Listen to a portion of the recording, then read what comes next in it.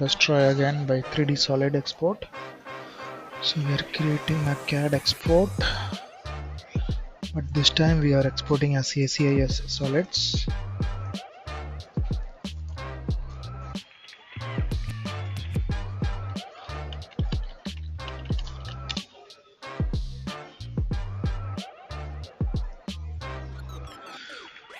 So let us put this aside.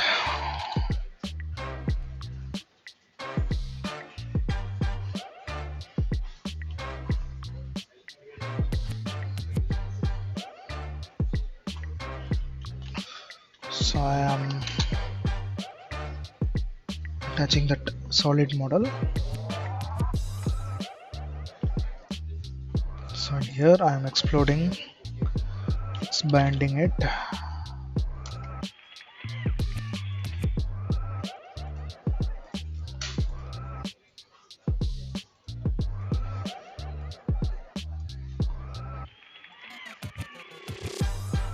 So after bind it's a block reference. If I export it, it will become a 3D solid. So I can use this 3D modeling. Then I can create this mesh menu. I will want to create triangular meshes, so I am selecting the object. So once I do this, create mesh.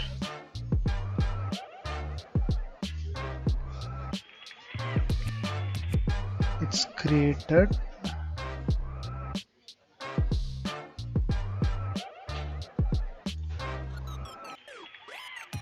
Mesh. So if I want to explode into individual faces, I can also use a 3D face. So from this 3D face, you can choose to create a thin surface also. Thank you.